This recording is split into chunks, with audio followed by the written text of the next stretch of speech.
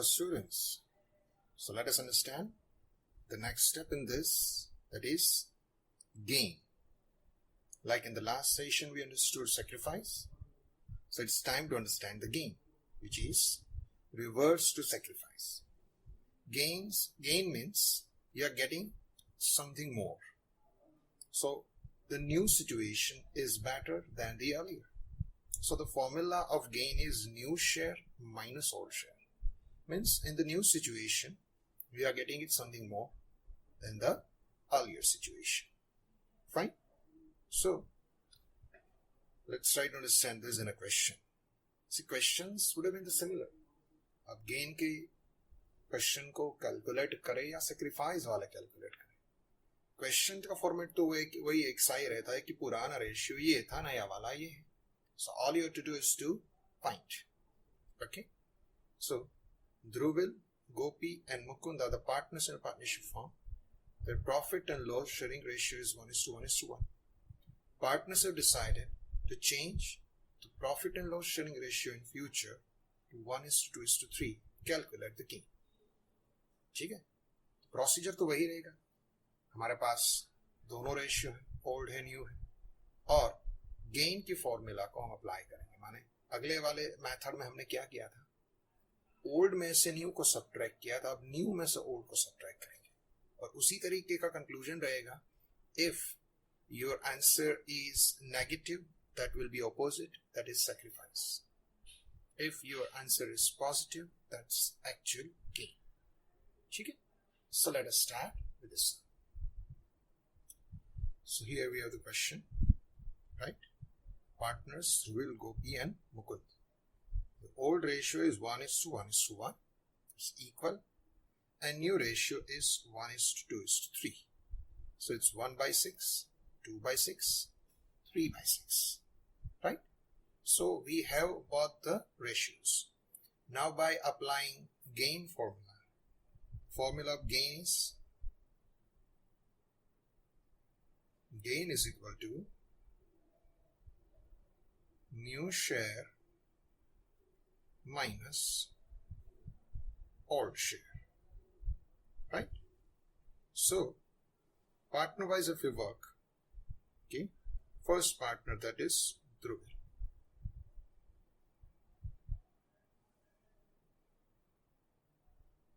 New share 1/6, old 1/3. So we can go for a cross multiplication. Fine.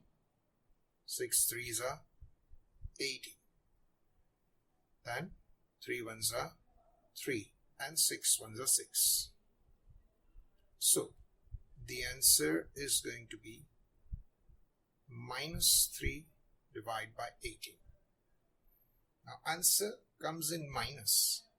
So formula of gain, as it comes in minus, so that must be opposite.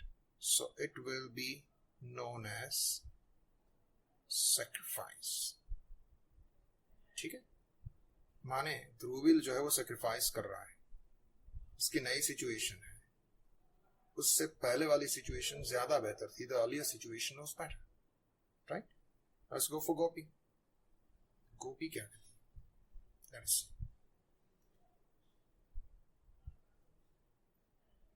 Gopi's new ratio, right?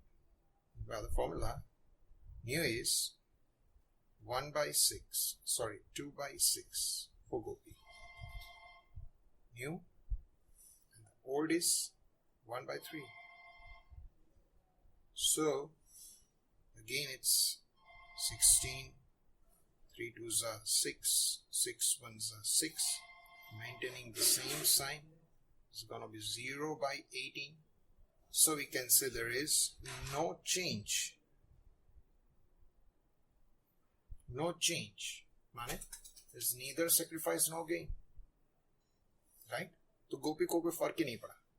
गोपी को पहले कितना मिलता था? 1/3. अब मिलता है 2/6. वैसे भी आप apparently देखो तो 2/6 को आप कैंसिल करोगे, divide them both by 2. So here it will turn into 1. It will turn into 3. So 2/6 will be automatically converted into 1/3. Right? Okay. third partner Mukund, right?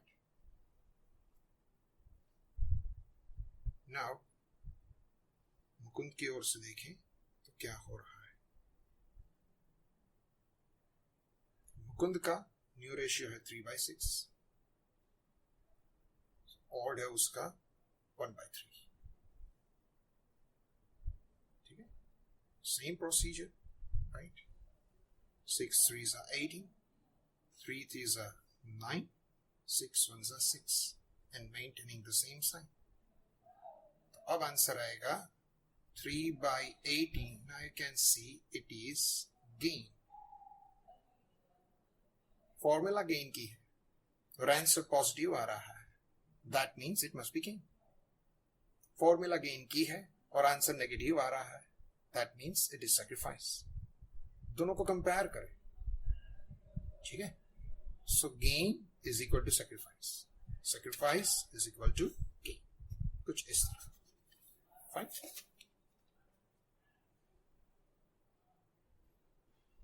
Now let's go for a new sum in which we will find that more than one partners are gaining. एक से ज्यादा partner अगर gain कर रहे हैं तो क्या होता है. एक से ज्यादा गेन करेंगे तो गेन रेशियो एस्टेब्लिश हो सकता है. जैसे कि हमने लास्ट सेशन में देखा था, एक से ज्यादा लोग सेक्रीफाइस करते हैं तो सेक्रीफाइस रेशियो बन सकता है. सेम वे एक से ज्यादा लोग गेन करते हैं तो गेन रेशियो हो सकता है. लेट्स सी. ध्येय, सिद्धि, प्राप्ति are the partners in a firm showing profits and loss in the ratio of 1:1:1. So old is equal 1:1:1. All the partners have decided to share profits and loss in the ratio of 1:3:3. So that's going to be the new ratio. From the above information, find out the gain ratio. ठीक है, procedure तो वही रहेगा. दो ratio है, old and new, और gain find करना है. So new minus old. लेकिन आपको बताया गया या पूछा गया है कि find gain ratio. That means there are chances that more than one partners are gaining, and as more than one are gaining you can establish a gain ratio, right, between them. तो देखते हैं वो कैसे होता है. So here again you can see there are three partners, Dhyay, Siddhi and Prapti. The old share or old ratio 1:1:1 is equal. New is 1:3:3. And if you were to find out the gain, the formula will be new minus old. Right? So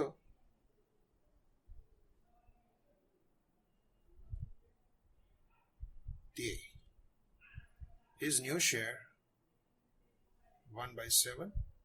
Old 1/3. Cross multiplication, 7 3s are 21, 3 1s are 3, 7 1s are 7. The difference is -4/21. Now see, so formula of gain, we are getting answer in minus, so it is known as sacrifice. ठीक है, आगे चलते हैं. वही process हम सिद्धि के लिए करेंगे, right. So Siddhi, our new share 3/7, old 1/3. Cross multiplication, 7 3s are 21, 3 3s are 9, 7 1s are 7. तो निकालेंगे, आएगा 2/21. So that's going to be the gain. Formula gain की है, आंसर प्लस में आ रहा है, तो ये बात साबित कर रही है कि ये है वो गेन ही है. ठीक, यू आर गेनिंग, मतलब नई सिचुएशन जो है पुरानी सिचुएशन से बेहतर है. You are gaining, you are getting something more, right. अब प्राप्ति को देखें तो आंसर सिमिलर ही आएगा. क्यों? क्योंकि दोनों का न्यू रेशियो जो है वो सेम है, ओल्ड भी दोनों का सेम है, तो नेचुरली आंसर सेम ही आएगा. फिर भी let's complete the formality. New 3/7, old 1/3, right. Cross multiplication 21, 3 3s are 9, 7 1s are 7, and as we said, answer is going to be the same. ठीक है, तो एक से ज्यादा लोग गेन कर रहे हैं, राइट? तो दो गेन है, राइट? उनका टोटल करे सेक्रीफाइस इतना हो जाएगा. Total of the gains is equal to sacrifice, और total of sacrifices is equal to gain. एक ही होता है. पिछले वाले सम में भी हमने देखा कि जितना सेक्रीफाइस था उतना गेन है. वो एक सा ही होता है क्योंकि किसी एक से जाकर के दूसरे की ओर ट्रांसफर होता है. ठीक है. So here also there are two gainers, but we are asked that find gain ratio. तो भी गेन रेशियो हम लिख देते हैं.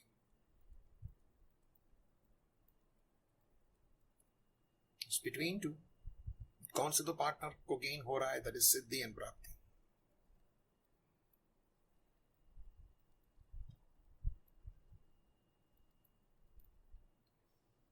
2 by 21, 2 by 21.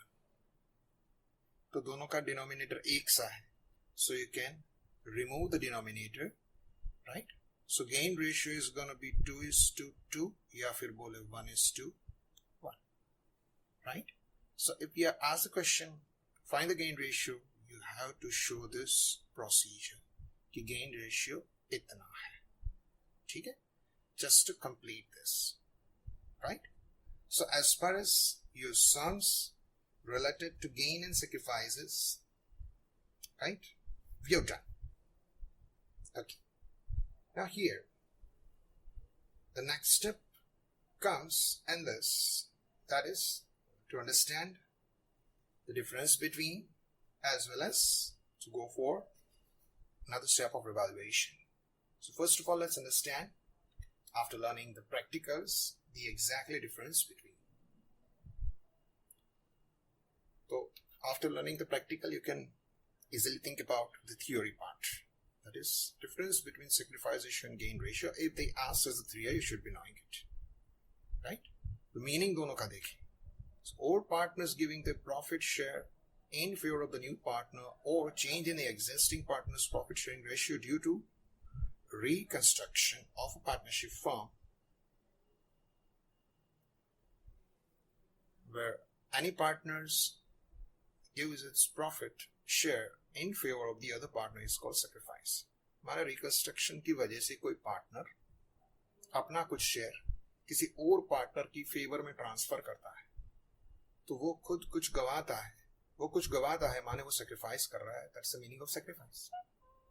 और ऑन द अदर हैंड दूसरा पार्टनर उसे रिसीव करता है.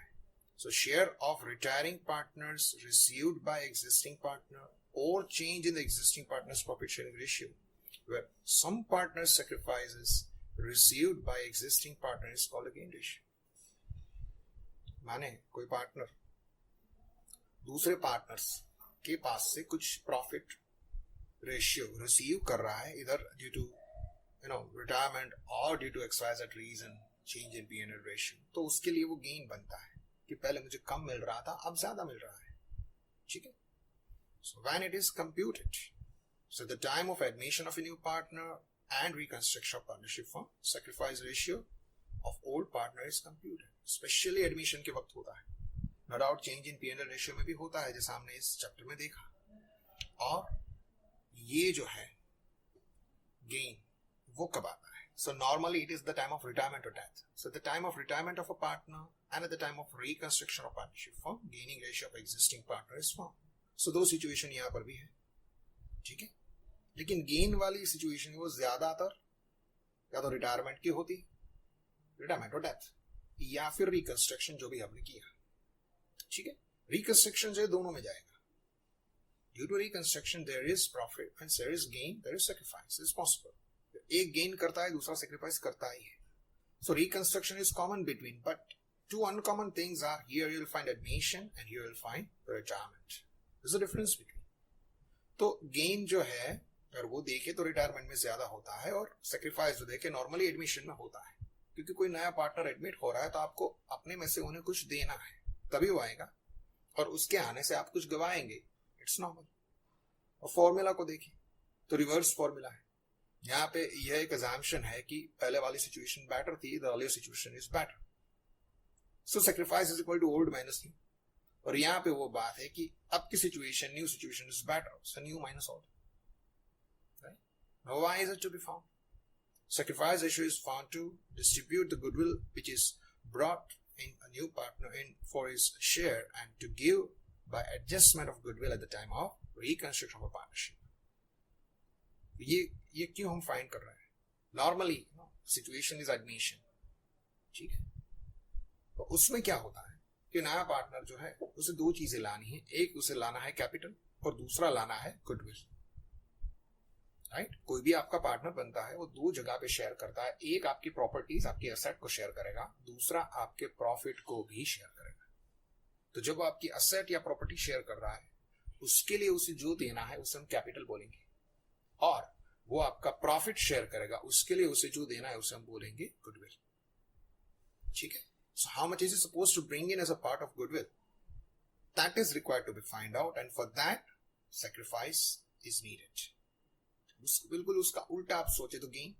So gain ratio is found for the share of goodwill to the retiring partner by the existing partners in their gain ratio and to give adjustment of goodwill due to reconstruction of a partnership firm. माने कोई partner अगर निकल रहा है तो उसके जाने के बाद भी बिजनेस तो चालू रहेगा ना, इट विल बी कंटिन्यूड. उसने जो मेहनत की है उसका बेनिफिट दूसरे पार्टनर्स को मिलेगा ही. ठीक है? तो उस सूरत में वो डिमांड करेंगे राइट कि हमें कुछ चाहिए, you should give us, you should pay us something. Right? सो उस सूरत में हमें उसे कितनी गुडविल देनी है उसे फाइंड करने के लिए भी गेन रेशियो जरूरी है. ठीक है? वो जा रहा है तो उसने जो मेहनत की उसका बेनिफिट बाकी के सारे पार्टनर्स को मिलता रहेगा. ठीक है? तो उसने जो मेहनत की उसका reward to convert any loss making business into profit making business, वो जो मेहनत की है उसका रिवार्ड है goodwill. So goodwill is to be paid by the existing to the retiring. ठीक है? तो इन दो सूरतों में हम sacrifice gain ratio फाइंड करते हैं. Right? Now as far as reconstruction in any form is concerned, चाहे आप एडमिशन ले लो, रिटायरमेंट ले लो या चेंज इन P&L रेशियो, कुछ कुछ चीजें एज आई सेड कॉमन है. पहला है gain in sacrifice ratio, that's what we have already done. अब दूसरी चीज जो हमें सीखनी है इस चैप्टर में, that is revaluation of assets and liabilities. Assets और लायबिलिटीज का रीवैल्यूएशन करना. तो वो क्या है वो देखते हैं. Book value of assets and liabilities recorded in the books of the partnership firm, when brought at present value, it is called revaluation of assets. It means recorded assets and liabilities are shown at a new value, which is called revaluation of the assets and liabilities. Recorded assets and liabilities may be higher or lesser than its actual or real value. May be possible that, with the passage of time, price of fixed assets such as land and building may go up. In the same manner, there may not be any provision for reserve on debtors or bills receivable. In the same manner, it may be possible that liabilities increase or decrease, or liabilities remain unrecorded. Due to all these reasons, the partners have decided to revalue the assets and liabilities of the firm, and its accounting facts are given. तो हो क्या रहा है देखते हैं. सबसे पहली बात, book value of the assets and liabilities recorded in the books of the partnership firm when brought at a present value is known as, or it is called revaluation. माने जब हम रिकंस्ट्रक्शन करते हैं, रिकंस्ट्रक्शन इन एनी फॉर्म, चाहे वो admission का हो, retirement का हो या चेंज इन P&L रेशियो का हो, लेकिन इस वक्त जो मार्केट वैल्यू चल रही है आपकी वेरियस असेट्स और लायबिलिटीज की, उसमें और बुक वैल्यू में क्या अंतर है. हो सकता है कि मेरी बुक में लिखा है कि भाई मेरे बिल्डिंग की वैल्यू है 25 लाख, लेकिन इस वक्त अगर मैं अपना ऑफिस बिल्डिंग या फैक्ट्री बिल्डिंग बेचने जाऊं तो मुझे मिल सकता है 1 करोड़. हो सकता है. The value of assets and liabilities shown in the balance sheet may not be the same what you find there in the market. So market prices may differ. तो हमें उसका एक्चुअल वैल्यूएशन करना है. जब कोई नया पार्टनर एडमिट हो रहा है या नई सिचुएशन बन रही है तो हर एक चीज वो नई वैल्यू से लिखी जाएगी. Everything will be entered at the new value. तो जब नई वैल्यू से आप कुछ लिखने जा रहे हो तो ओल्ड एंड न्यू का डिफरेंस होगा.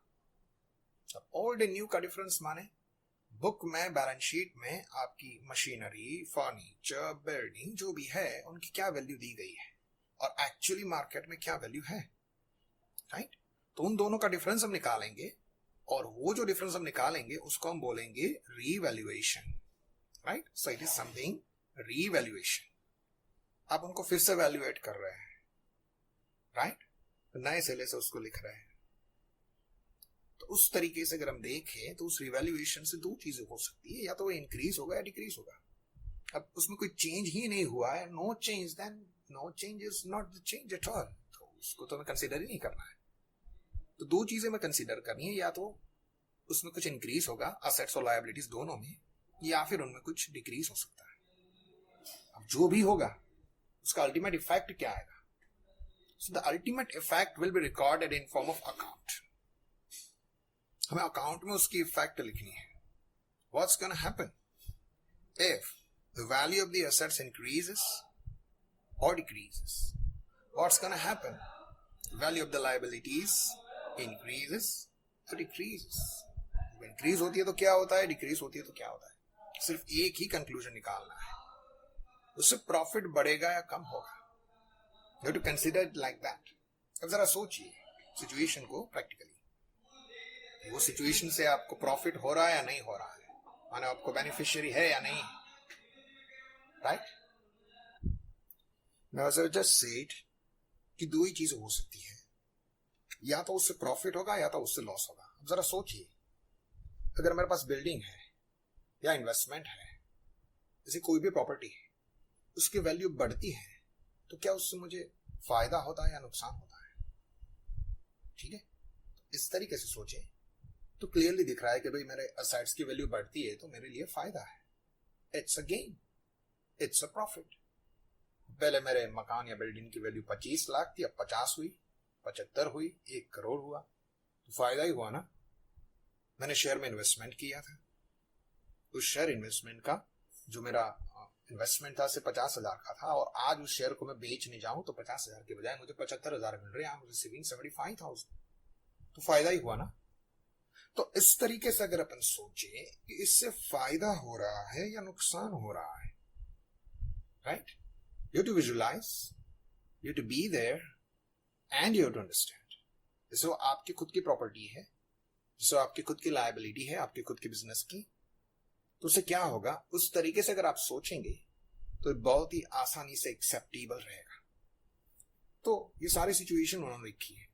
At the time of giving the accounting effect of revaluation, following rules should be remembered. If there is increase in assets or receivable, then it is called profit. जरा सोचिए जो मैंने बोला उस हिसाब से कि असेट की वैल्यू बढ़ती है तो फायदा है. Right. And if there is decrease in asset or receivable, then it is called a loss. उल्टा भी सोच सकते हैं. जैसे कि मैंने कोई कंप्यूटर लिया, लैपटॉप लिया, इलेक्ट्रॉनिक आइटम लिए, तो उसकी वैल्यू कम होगी ज्यादा होगी. So naturally it will reduce by the passage of time. ये हो सकता है कि भी 5 साल पहले मैंने कंप्यूटर लिया था, तब मैंने उसका 50,000 दिया था, लेकिन आज उसे बेचने जाऊं तो मुझे कोई 20,000 भी नहीं देगा. ठीक है. उसकी वैल्यू कम हो गई. उस कॉन्फ़िगरेशन का नया कंप्यूटर उससे सस्ता मिल रहा है, तो पुराने वाले का कोई क्या देगा. वही होता है मोबाइल फोन में, वही होता है किसी भी इलेक्ट्रॉनिक्स में. तो ऐसी काफी सारी एसेट्स हैं कि जैसे जैसे टाइम जाता है, जैसे आप उसका यूजेज बढ़ाते हैं, उसकी वैल्यू कम होती है. तो वैल्यू कम होती है तो फायदा हुआ या नुकसान हुआ. So naturally it's a loss. So whenever there is decrease in value of the assets और रिसीवेबल, इट्स अ लॉस. ठीक है. आपने शेयर में इन्वेस्टमेंट किया है, उसकी वैल्यू कम हो गई तो वो लॉस हुआ. तो बिल्कुल उसी तरीके से सोचना है. आपकी खुद की एसेट है, खुद की प्रॉपर्टी है, अगर उसकी वैल्यू बढ़ रही है तो वो फायदा है, सो प्रॉफिट. कम हो रही है, ऐसा लॉस. ठीक है. अब लायबिलिटीज को देखें. If there is increase in liability provision, then it's a loss. And if it's a decrease then it's a profit. इसे भी जरा सोच के देखें। जैसे कि मुझे किसी को पैसे देने हैं, राइट? और अब due to some situation, maybe due to discount, maybe due to some benefit, इससे इसकी भी आपको मुझे 50,000 देने थे, आप 50 नहीं आप 45 दीजिए, चलेगा। लेकिन पे 45 इट्स इनफ। तो फायदा हुआ ना, 5,000 रुपए का हमें फायदा हो गया, क्योंकि हमें लेस पे करना है, ज्यादा पे नहीं करना है। ये हो सकता है कभी कभार कि जितना हमको एक्चुअल में पे करना होता है उससे कम पेमेंट करे तो भी उसका सेटलमेंट हो जाता है। तो उस सिचुएशन में वो हमारे लिए प्रॉफिट मेकिंग सिचुएशन होगी कि भाई ये तो फायदा हो गया, हमारे पैसे बच गए, राइट? और उसी तरीके से अगर ज्यादा होता है तो वो लॉस होता है। माने किसी क्रेडिटर को हम लिखना भूल गए, बाद में हमें पता चला कि भाई इस इंसान को भी पैसा देना था, तो भूल गए, उसकी एंट्री ही नहीं हुई, देन इट्स अ लॉस। इसके पैसा देना है और हम लिखना भूल गए, या तो फिर हमने कम लिखा, या तो फिर due to change in situation अभी मुझे और किसी को पैसा देना पड़ेगा, कुछ पेनल्टी देनी पड़ेगी, कुछ ज्यादा इंटरेस्ट देना पड़ेगा, ऐसा कुछ भी हुआ तो सोचिए जरा, it's going to create more liabilities. अब मुझे ज्यादा देना पड़ेगा, अब ज्यादा देंगे तो वो लॉस ही होगा। तो इन सारी बातों को आप सिचुएशनली लीजिए, आप खुद उस सिचुएशन में बैठकर सोचिए, तो ये चीजें आसानी से आपके दिमाग में बैठ जाएगी। लेकिन इसको अगर आप मगअप करने की ट्राई करेंगे तो ये हो सकता है आप कहीं गलती कर दें, ठीक है? तो उसमें कुछ मगअप करने जैसा है ही नहीं, आपका खुद का बिजनेस है। सोचिए इसमें से कौन सी चीज आपके लिए प्रॉफिट मेकिंग है।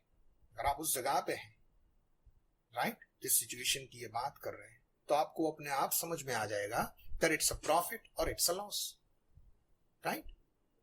Then next two situations, if unrecorded asset are brought to the books, then it's a profit, and if unrecorded liabilities are brought to the book, then it's a loss. ये भी सोचने वाली बात है। उदाहरण के तौर पर देख लीजिए कि भाई कोई असेट हमारी है जिसकी हमने बुक में कोई वैल्यू ही नहीं लिखी, माने हमारी ओर से उसकी कोई वैल्यू ही नहीं है।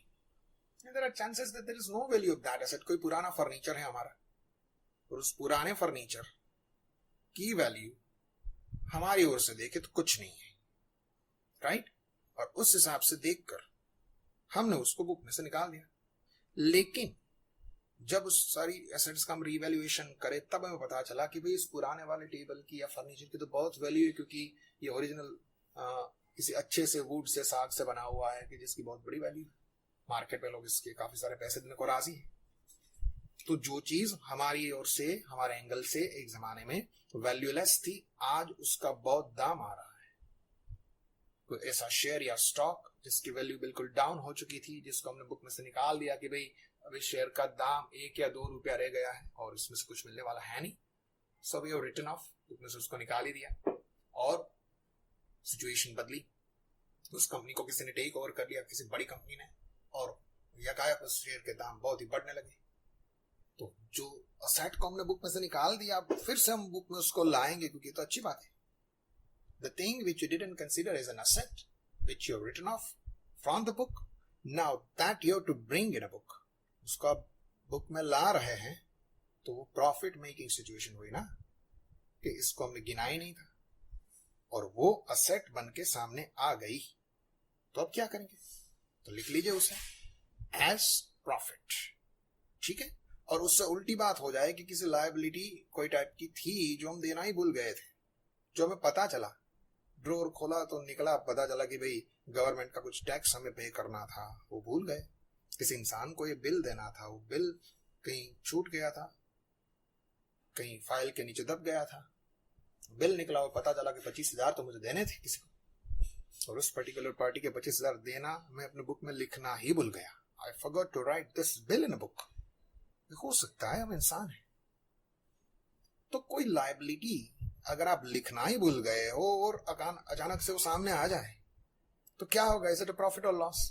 सो नेचुरली इट्स अ लॉस, ठीक है? तो अगेन आपको यहाँ पे सोचना है कि अगर कोई असेट में रिकॉर्ड करना भूल गया हूं और आज उसे लिखने जा रहा हूं, तो क्या मेरे लिए वो प्रॉफिट मेकिंग सिचुएशन है या लॉस मेकिंग? तो आपको अपने आप पता चल जाएगा कि यस इट्स अ प्रॉफिट। और बिल्कुल उससे उल्टा कोई लायबिलिटी में लिखना भूल गया और आज मैं उसे लिख रहा हूं, तो क्या होगा मेरे लिए? So naturally it's a loss. तो ये सारी चीजें आप कर रहे हैं, means you are revaluating all the assets and liabilities. उसकी आज की वैल्यू आप लिखने जा रहे हैं, राइट? अब एज आई सेड, दो ही कंक्लूजन है इसमें, या तो इससे आपको प्रॉफिट होगा या तो इससे लॉस होगा। और ये जो प्रॉफिट लॉस है वो आपको लिखना है। कहां पे लिखना है? उसके लिए हम स्पेशल अकाउंट ड्रॉ करेंगे और उस अकाउंट का नाम है रीवैल्यूएशन अकाउंट। उस अकाउंट का क्या नाम है? Revaluation account. और revaluation account as an account, no it's an account. तो अकाउंट में दो ही साइड होती है, डेबिट क्रेडिट, राइट? और जैसे हम प्रॉफिट एंड लॉस अकाउंट को जानते हैं, प्रॉफिट एंड लॉस का सिंपल मीनिंग क्या है? If there is profit, credited, if there is a loss, debited. तो ये जहां जहां पे भी प्रॉफिट है उसे हम बोल देंगे it's a gain, so it is to be credited. और जहां जहां पे लॉस आ रहा है उस लॉस को हम कौन सी साइड लिखेंगे? On the debit side. वैसे भी आप प्रॉफिट एंड लॉस अकाउंट को देख लो, क्या है? What you find on the credit side? You only find profits. And what you find on the debit side? You only find losses and expenses. बिल्कुल उसी तरीके से इस अकाउंट, रिवैल्यूएशन अकाउंट को आपको सोचना है। जिस जिस सिचुएशन से आपको प्रॉफिट हो रहा है, you right on the credit side, और जिस जिस सिचुएशन से आपको लॉस हो रहा है, you right on the debit side. ठीक है? सिर्फ इतना ही हमें याद रखना है और उसी बात को मद्देनजर रखते हुए हमें सारी जर्नल एंट्रीज सीखनी है, लेकिन वो हम करेंगे नेक्स्ट सेशन में। So today we keep it up to here, कि जिसमें हम असेट्स और लायबिलिटी का रिवैल्यूएशन करके उससे प्रॉफिट होता है, लॉस होता है, वही देखते हैं। नेक्स्ट सेशन में हम क्या करेंगे? सारी जर्नल एंट्रीज देखेंगे, सीखेंगे, इसी इंटरप्रिटेशन से आगे बढ़ेंगे। फिर हम रिवैल्यूएशन अकाउंट जो है वो देखेंगे, इसका पोस्टिंग देखेंगे, और फिर एक प्रैक्टिकल एग्जाम्पल करके देखेंगे कि क्या होता है। ठीक है? So today we keep it up to here. Thank you.